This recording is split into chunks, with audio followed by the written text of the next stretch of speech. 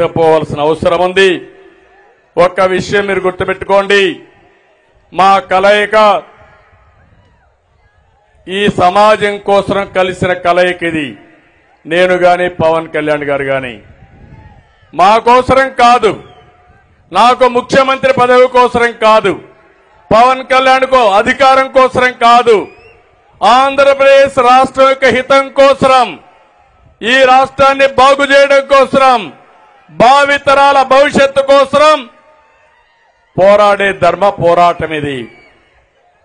ఆ రోజు కూడా 2014లో పవన్ కళ్యాణ్ గారు ఒకటే చెప్పారు, విభజన జరిగింది, ఇబ్బందులున్నాయి, ఇప్పుడు పోటీ చేస్తే ఓటు కూడా డివైడ్ అవుతుంది, కాబట్టి నేను పోటీ చేయనని బేషరతుగా సమాజం కోసం చెప్పిన వ్యక్తి పవన్ కళ్యాణ్ గారు.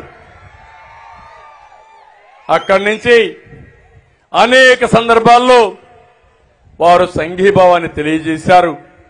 సమాజ హితం కోసం పోరాడాం. మొట్టమొదటి మీటింగ్ యువగళం, రెండో మీటింగ్ తాడేపల్లిగూడెం, మూడో మీటింగ్ బీసీ గర్జన జై హో బీసీ మంగళగిరి. 3 మీటింగులకి రాష్ట్రం మొత్తం వైసీపీ గిజగిజలాడుతున్నారు. ఓటమి తప్పదు. ఇంకొక 2-3 మీటింగులు అయితే మీకు అడ్రస్ కూడా గల్లంటూ డిపాజిట్ కూడా రావు. ఈ విషయం గుర్తుపెట్టుకోవాల్సిందిగా హెచ్చరిస్తున్నా.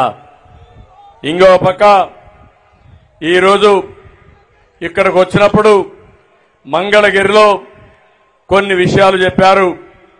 ఇక్కడుండే ప్రతి ఒక్కరికి పూర్తి హక్కులు కల్పిస్తూ ఇంటి పట్టాలు ఇవ్వాలన్నారు. మంగళగిరి నియోజకవర్గంలో మీటింగ్ పెట్టాం కాబట్టి నేను ప్రత్యేకంగా హామీ ఇస్తున్నా, అందరికీ పట్టాలిచ్చే బాధ్యత తెలుగుదేశం పార్టీ తీసుకుంటామని హామీ ఇస్తున్నా.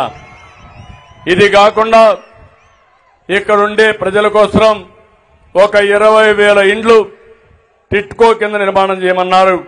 తప్పకుండా చేస్తామని చెప్పి హామీ ఇస్తున్నా. మంగళగిరి చేనేతకు ప్రపంచ స్థాయి గుర్తింపు వచ్చే విధంగా వాళ్ళ ఆదాయం పెంచడం కోసం ఒక కార్యక్రమం చేశారు.